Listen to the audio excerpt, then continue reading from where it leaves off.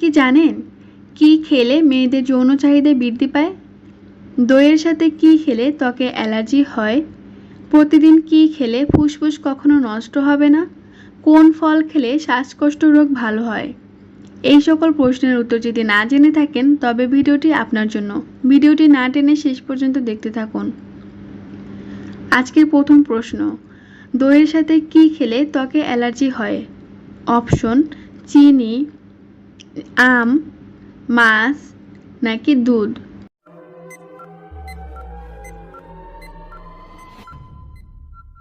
সঠিক উত্তরটি হবে মাছ। মাছের সঙ্গে দই খাওয়া উচিত নয়। দইয়ের স্বাদ ঠান্ডা, মাছের স্বাদ গরম। উভয় একসঙ্গে খেলে পেটের সমস্যা এবং ত্বকে অ্যালার্জি হতে পারে। প্রতিদিন কি খেলে ফুসফুস কখনো নষ্ট হবে না? আপেল, তুলসী পাতা, পেয়ারা নাকি আনারস?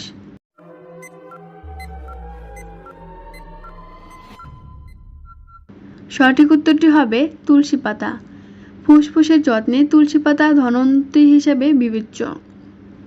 তুলসী পাতা গরম জলে ফুটিয়ে বা চায়ের সঙ্গে মিশিয়ে খেতে পারেন।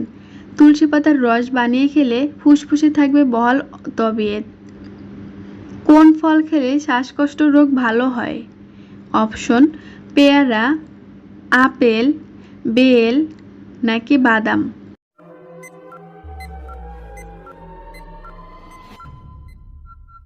সঠিক উত্তরটি হবে আপেল। একটি গবেষণার প্রতিবেদনে বলা হয়েছে, যারা সপ্তাহে প্রায় 5টি বা তার বেশি আপেল খান তাদের ফুসফুসে বেশি কাজ করে। এর পাশাপাশি হাঁপানি হওয়ার সম্ভাবনাও অনেকটাই কমে যায়। আপেলে প্রচুর পরিমাণে অ্যান্টিঅক্সিডেন্ট রয়েছে, যা ফুসফুসে ক্যান্সারের ঝুঁকি কমায়। কি খেলে মেয়েদের যৌন চাহিদা বৃদ্ধি পায়?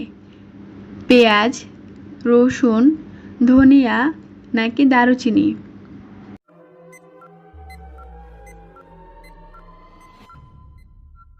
সঠিক উত্তরটি হবে রসুন। নারী পুরুষ উভয়েই রসুন খাওয়া খুবই প্রয়োজনীয়।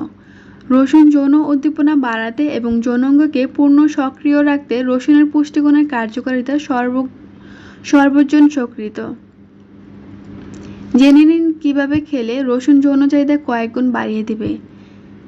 ইরেকশনজনিত কোনো সমস্যা না থাকলে রোজ 3 থেকে 4 কোয়া কাঁচা রসুন খেলে কাজ হবে ম্যাজিকের মতো। 1 মাস এই রুটিন মেনে চলার পর ইচ্ছে হলে সপ্তাহে 3 থেকে 4 দিন এই নিয়ম মেনে চলুন। রান্নাতেও অনেক বেশি রসুন ব্যবহার করুন। কয়েক মাসের মধ্যেই আপনার ইরেকশনজনিত সমস্যা অধিকাংশই কমে যেতে বাধ্য।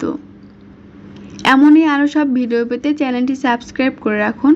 আর ভিডিওটি কেমন লাগলো মতামত জানাতে ভুলবেন না। ভিডিওটি যদি ভালো লেগে থাকে তাহলে বন্ধুদের সাথে শেয়ার করে দিবেন।